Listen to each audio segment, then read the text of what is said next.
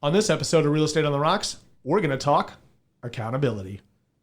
Welcome to Real Estate on the Rocks, where you get top shelf real estate conversations served straight up, never watered down. Here's your host, Dave Snowberger.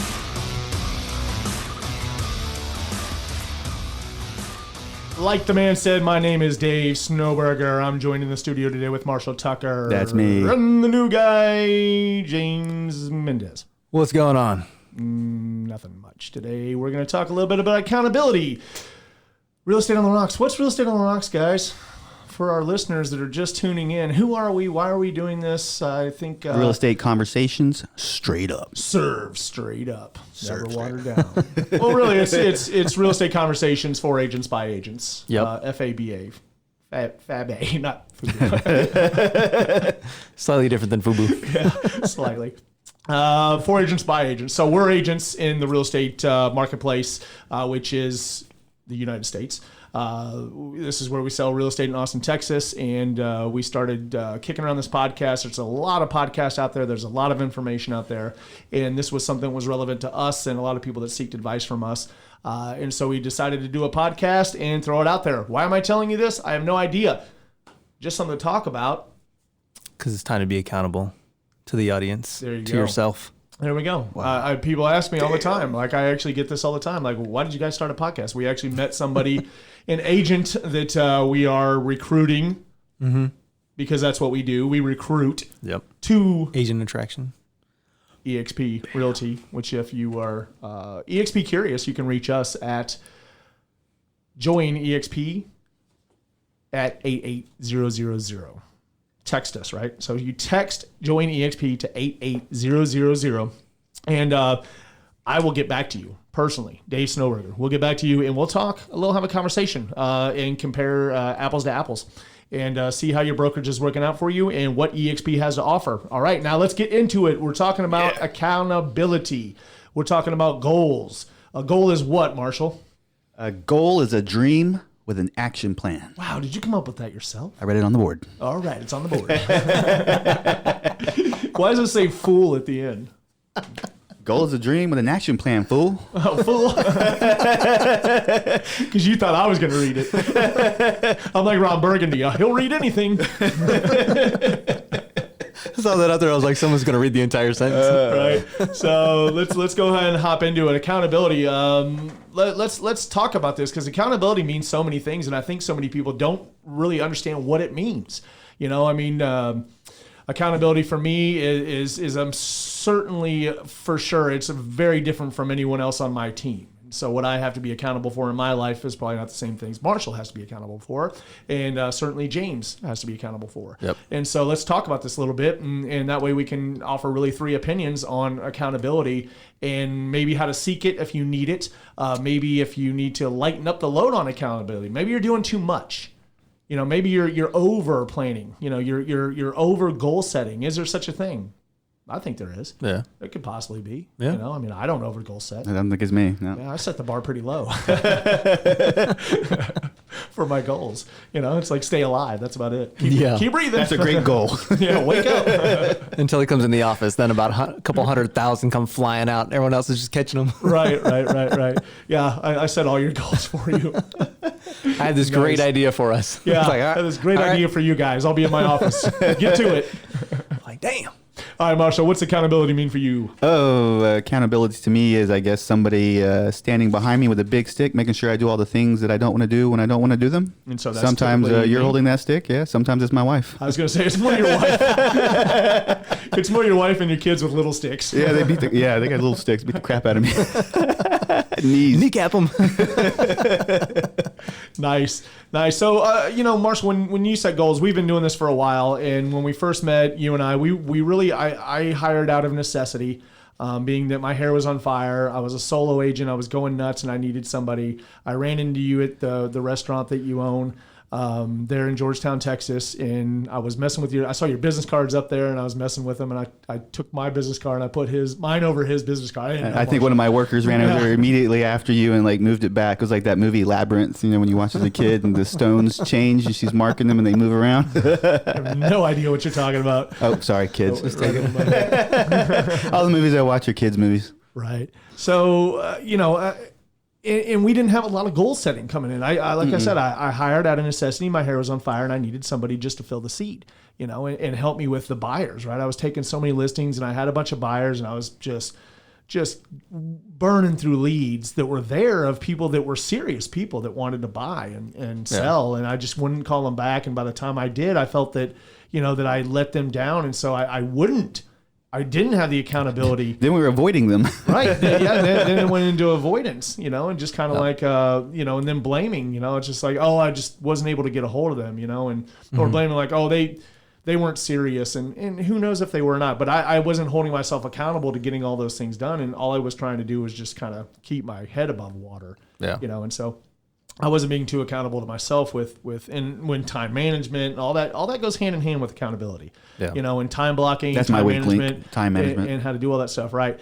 And so, and then we got in, I brought you in and immediately you started working with some buyers here and there. And then, I wasn't holding you accountable to the follow-up. And so you'd go on like one appointment or two appointments or whatever, with some buyers, and then they just fall through the cracks if you didn't know how to ask for the business. Like you take them out to show 10 homes and then come back and be like, well, they didn't write an offer.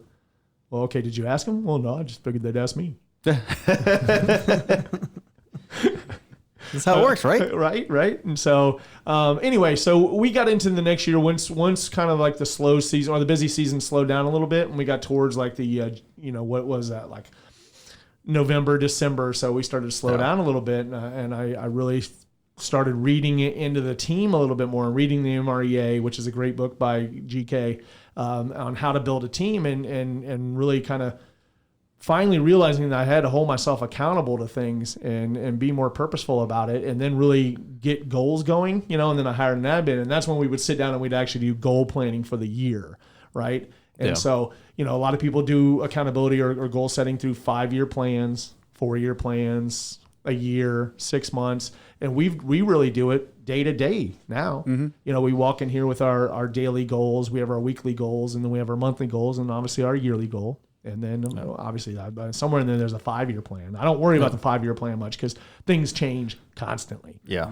So especially around here. Yeah. 5 years is because it's the eternity. goals plus the projects, so it keeps us competitive and busy. Oh yeah, I mean that's the whole thing with like our newest venture, Squirrel Farm Media. I mean that's why I've named it Squirrel Farm. Is for that reason, is that perfect. It's shiny object syndrome media is what it should be called, because we're like little squirrels running around the office as we get real purposeful, and then like all of a sudden something distracts us and we're like, oh my gosh, go over here, and well that is a lack of accountability. However, we're better these days about it's like, hey, that's a great idea. However, we do have to lead with profit.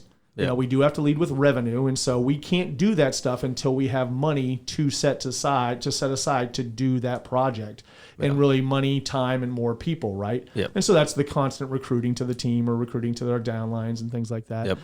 So anyway, Marshall, tell me a little bit about when you started being purposeful about accountability, how your career started changing. Right.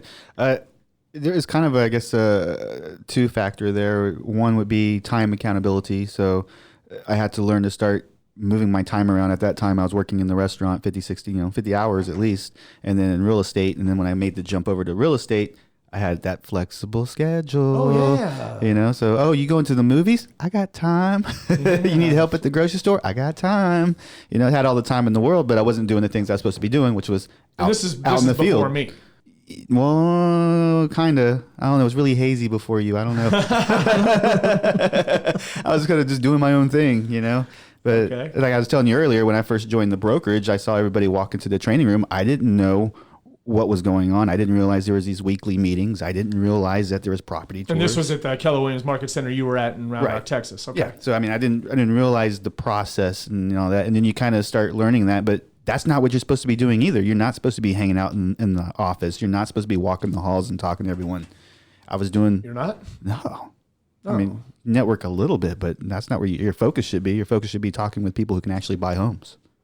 And I guess the other side of that I was telling you was the financial management, because, I was used to the steady salary, and now I wasn't getting the steady salary anymore. And when combined with that flexible schedule, I wasn't getting any money in either. Right. Because why? Because you can't have both. Right. You can't have what? Name both. Well, people get into real estate for a flexible schedule or unlimited income potential. Right. And you can't have both. You can't have both. At least when you're starting out. You told me. You were like, Marshall, come over here to real estate. It's so fun, man. I got a flexible schedule and make a lot of money. Yeah. Get in the van. Pick one. Get in the van. We're doing this. And then, you start getting a bunch of cash at, one time, and then you blow through it all, and then you go through dry spells again. You're trying to learn how to manage all that. Yeah, those ebbs and flows we always talk about. So, I didn't have any experience at the time management. I didn't have any experience at the financial. And so I had to really get those two under control first. And, and everything you add incrementally. So even with the calls, you start off with the 5 calls, and you make it 10 calls, and you make it 20 calls, and you just stack upon, stack upon it. Right. You just kind of keep. It's very like overwhelming if you just jump in bigger. there and try to be a mega agent right away. Yeah, and that's one thing that's being really crammed down our throats. I think in this business is that we were with Keller Williams before, and they really introduced me to mega agents when I came in. So obviously, what do you want to do, right? And so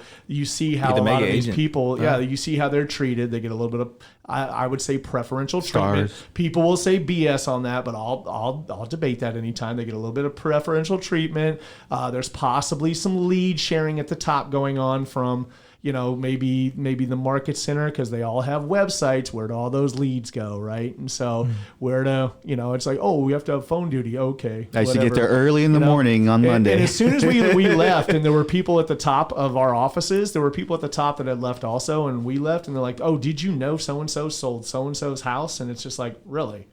Yeah, they did a private closing in a private place, and it was like, okay, so when I said preferential treatment was going on, and everybody thought I was crazy, like, now I'm not crazy, right? So, but it happens, right? And I would think that we've gotten that, as soon as we hit the mega agent status, we started receiving more because people knew we were closers and we can get the job done. We would get handed literally $700,000, $800,000, $900,000 referrals from somebody that was high up in the business, and say, hey, look, we're going to give this to you with no referral fee whatsoever, because we know that your local knowledge and what you can do. We want you working this. We obviously wouldn't give this to a first-year agent, right? But if a first-year agent got wind of that, especially in a smaller office, they'd probably be pretty pissed, right? You know what that could do for my career?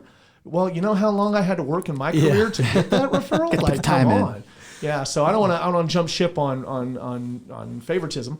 However, accountability is what kept us there and kept us strong on that type of stuff. So anyway, back to the mega agent thing. Yeah. I think that's being sold to us at a high level. Everybody looks like they're a mega agent these days, and you get somebody new into the office, they parade around the halls, tell you they're new. All of a sudden, they start going to some trainings, they start listening to some people, and you get some people latch on to mega agents, and within 2 or 3 months, I can say some names right now at our old office.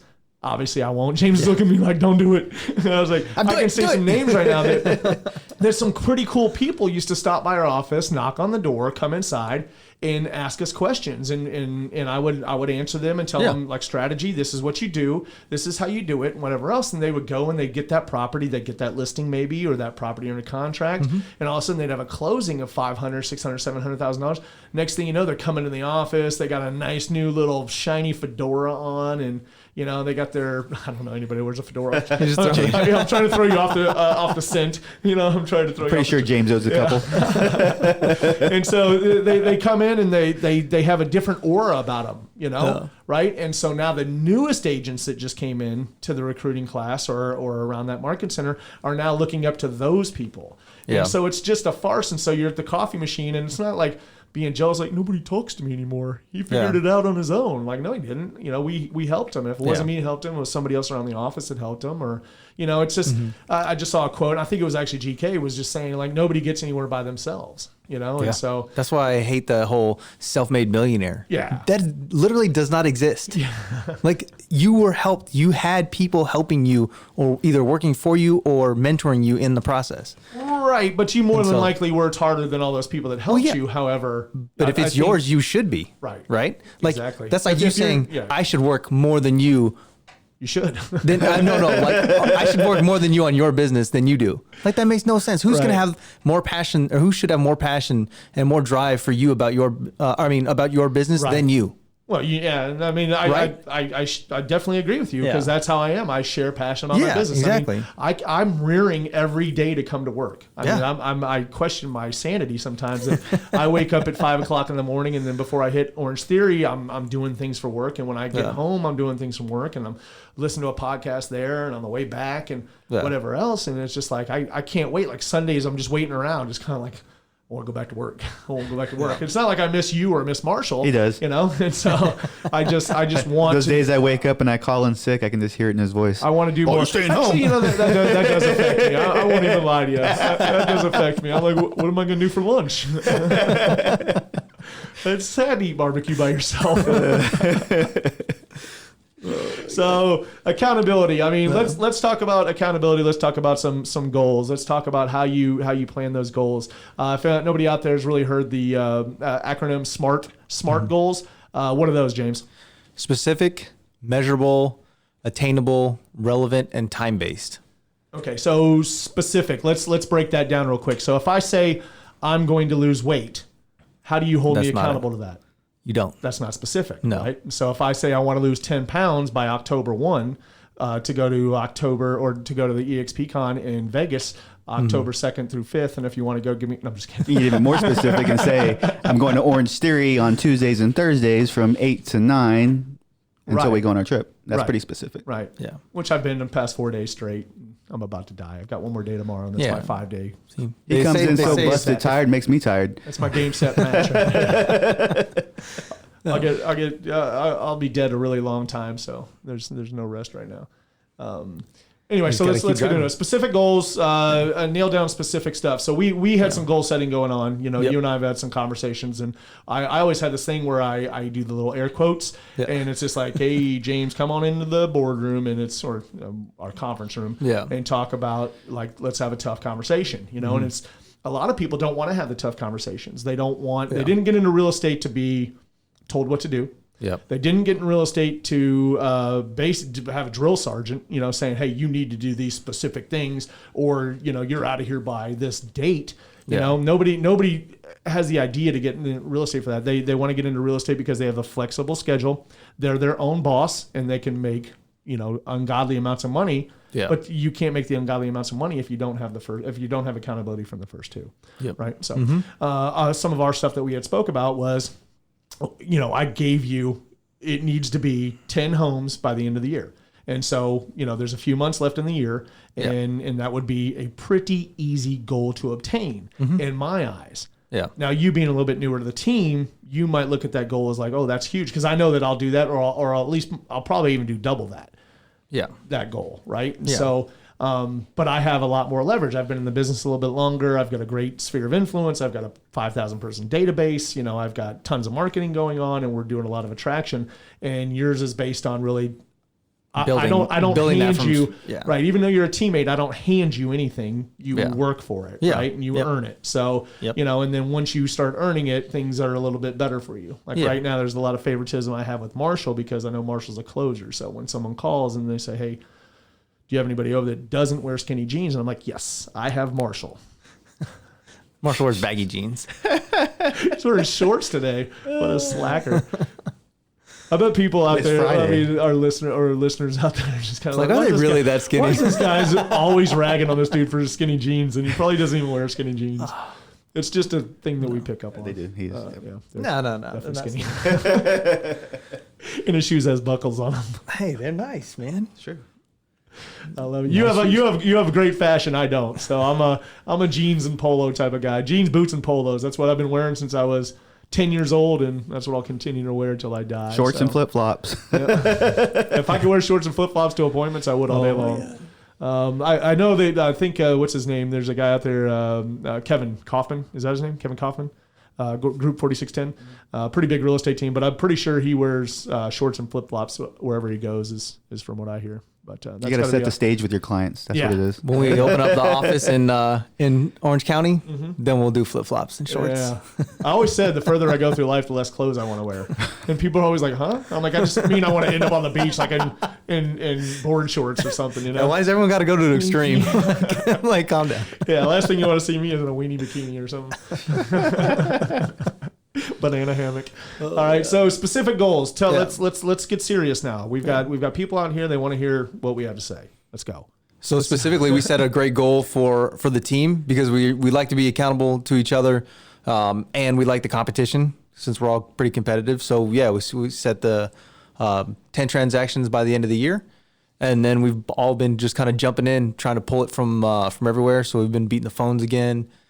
Reaching out to our network, our sphere, right, and trying to pull in as many as we can. I've touched base with people I haven't talked to in months. Right. So you know the goal because it says right there, that doesn't sound too specific that you're doing a lot of things to achieve this. But however, we know the big goal. We know the one thing that we're chasing right now is 10 listings. I mean, 10 contracts for you and 10 contracts for Marshall to finish out the year. And that's a pretty substantial year. Marshall's had a killer summer, right? And so I've had a great summer, and so if we finish out the year with 30 more deals, 10 each, that'd be great. However, I think we're going to push a little bit further than that. Probably will. Which is good and break our 100 for the year.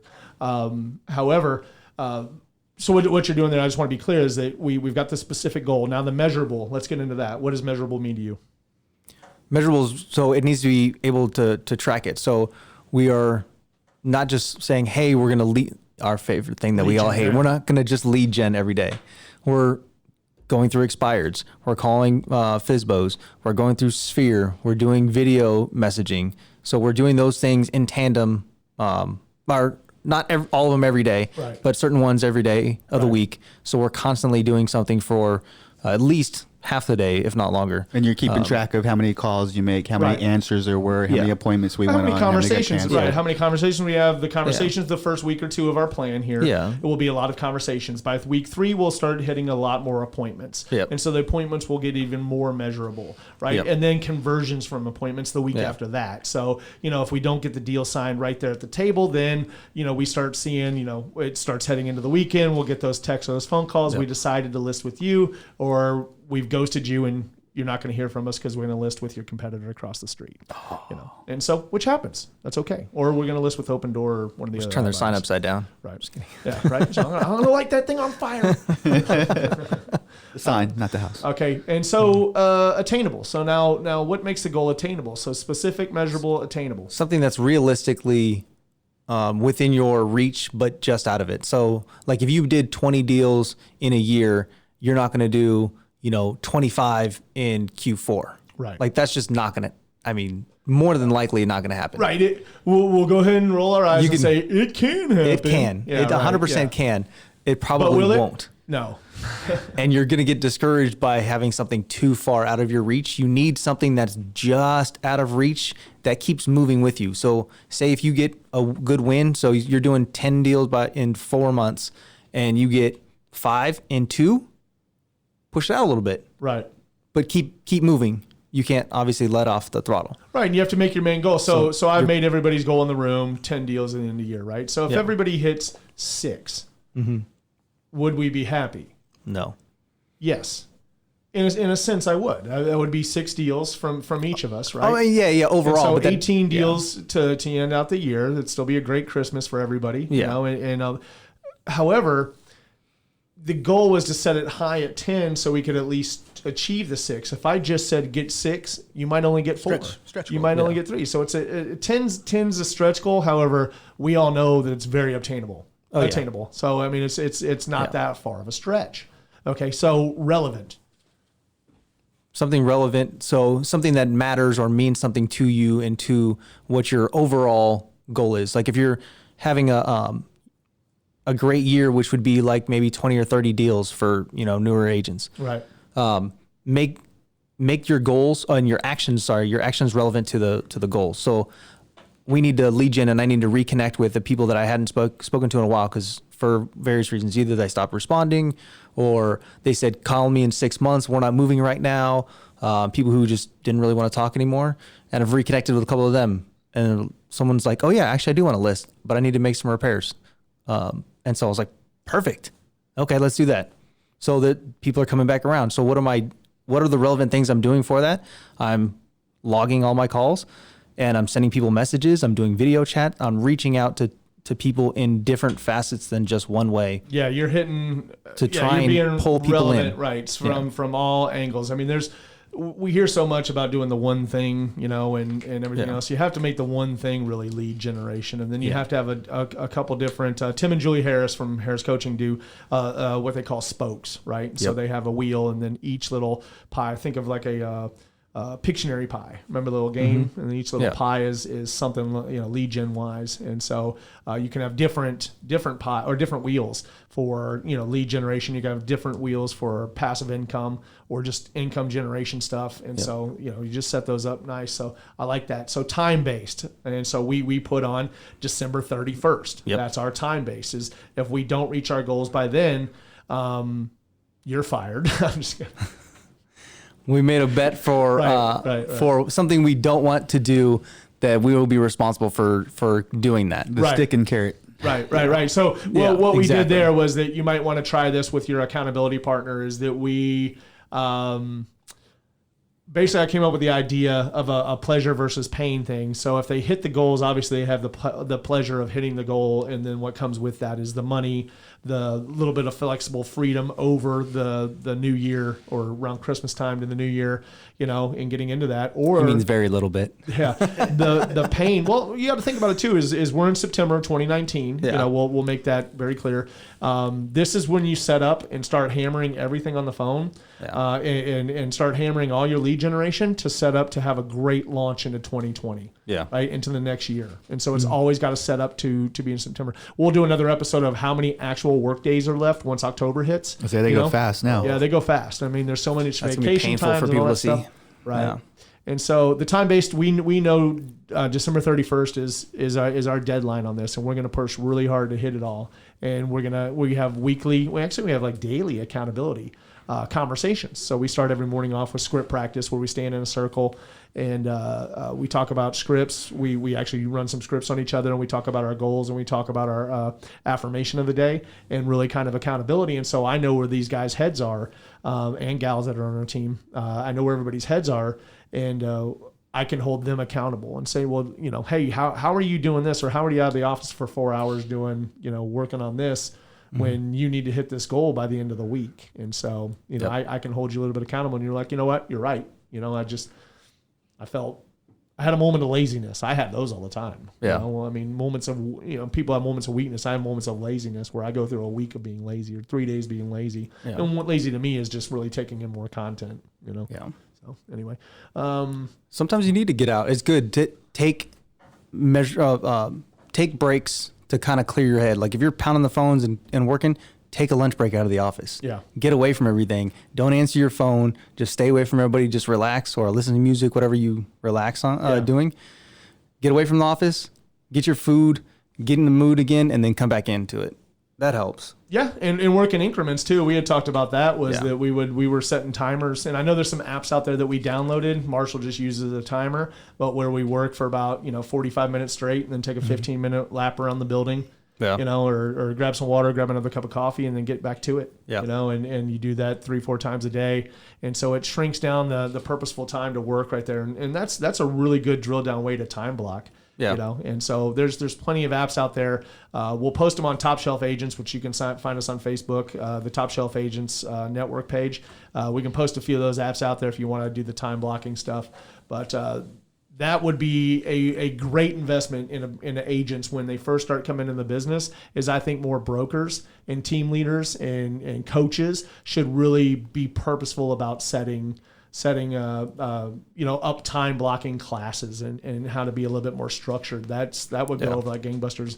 Everybody may have heard episode 26, 27 with Steve Fole. Mm-hmm. No, 23, 24. 23, 24 with Steve Fole. Yep. Steve Fole was this guy that, I mean, he's a fantastic real estate agent. He's retired now, and he's retired young because he did what he needed to do as a young agent to earn money, to reinvest it and get out of the business and, sit on some wealth.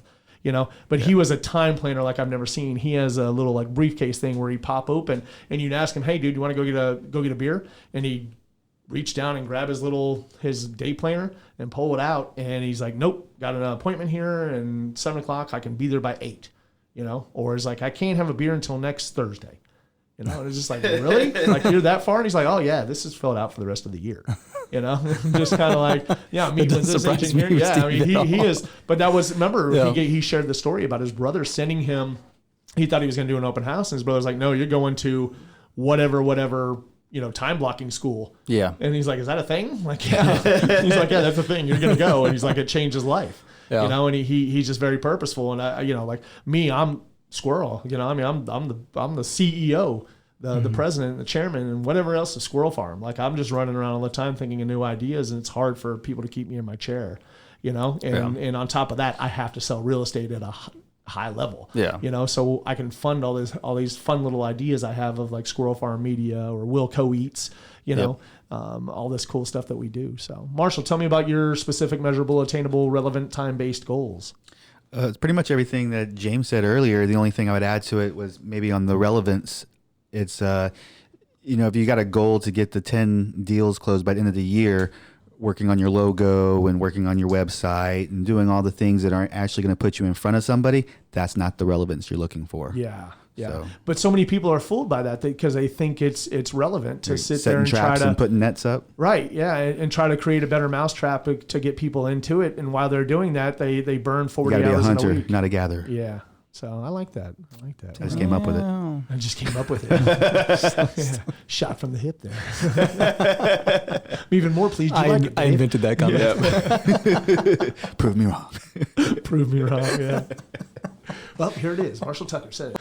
All right, so what else do we got for today, fellas? Start small. And then build it up, add on to it. Like we said, small amounts at a time. You can't just jump into it with all these huge dreams and goals. I mean, you got to chop it up. Yeah. Okay. I've got this right here. I just started thinking about this, and I want to develop our coaching program even further. Right now we have some private agents from, there's a few of them from around the U.S. where I coach them, and I take conversations once a week with them. So I want to try to open that up real quick. But I'll go ahead and throw out that I've got 4 open coaching spots. The coaching calls would be on a Tuesday afternoon. It would be every week. We'll do a solid month of coaching, and we'll see if we can't put you into action, hold you accountable, and come up with a plan for you to have a little bit more success. To do that, I would say text me at text Top Shelf to 88000, or you can text me on my phone at 512-773-6461. We've been developing this coaching plan for about a year now. We're just about to launch it. It's getting exciting, and I would love to run a trial run on at least 4 people out there that are new agents that are struggling, that can't seem to find their way. I would love to work with you and love to help you and get you into action and show you that there is hope out there. If James Mendez can make it, anybody can. Exactly. I'm just kidding. If I can make it, that's the real thing. Right? If I can make it in real estate, I think that's true for a lot of people, though. I think a lot of people came in like, I'm killing it, and then hit walls and be like, oh shit. 82% fail out rate. Yeah. 82% fail out rate. So that still blows my mind. Like, just thinking about how many, even since I met you guys in our old office, since then, I mean, majority of my group when I first came in out of the business out of the business. And then the next couple classes that I kind of met some people out, the majority of the people that I knew coming in, I don't know. There's only maybe a handful that are still practicing real estate. Dude, this career is not for everybody. Crazy. And that's the thing, is it's being sold one way, on the outside, but once you get inside to start working and you find out really how hard it is to, really gear down, buckle down, and get into action in the things that you have to do, the relationships. And there's all sorts of lead generation. Like if you don't like to make phone calls, you don't necessarily have to. But you can't not like phone calls and not like open houses and not like talking to people and not like texting and not like Facebook not and like not real like estate. anything. But still like money. Get the hell out of the business. And then you still sit there and talk about flexible schedules. And I'm not saying this to be mean, but stop wasting your time. I mean, go out there and why struggle with it? Why stress out about it? Just let it go and go get a salary job somewhere or an hourly job even. I mean, there's tons of things you can do. You could, that was a conversation I just saw online that they're like, well, what else can you do? And they're like, you can do a ton of things. You can be. Hold on that. I want to do another show on that. I want a whole another show on that. So yeah, sorry. I mean, we could keep it going, but we're already about 35 minutes or so. Yep. And so that one was a really good one because I've always said that just if being a real estate agent is not the only thing you can do inside of real estate to make money.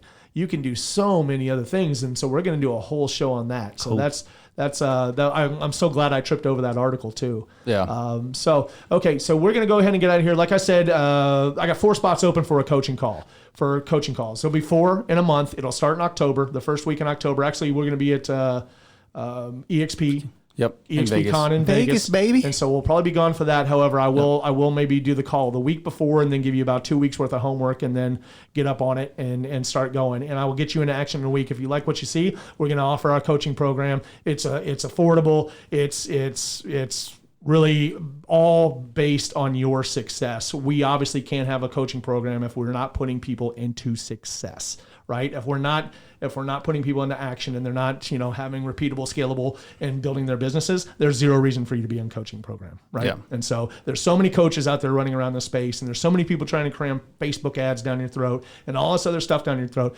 And we'll just simply talk to you and tell you really what you have to be doing to survive in this business and get past that 82% to stick around more than 2 years. Yep. And I don't care if you've been in the business 4 years, 5 years, 10 years, 20 years. You might have way more experience than me.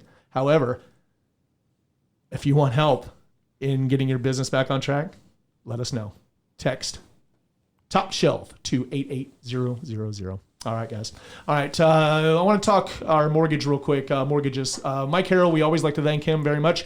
Mike Harrell at Guaranteed Rate. You can reach him at info@realestateontherocks.com. You just tell us you want a conversation with Mike. We'll hook it up. And then what else, guys? That's about it. Let's go ahead and get out of here.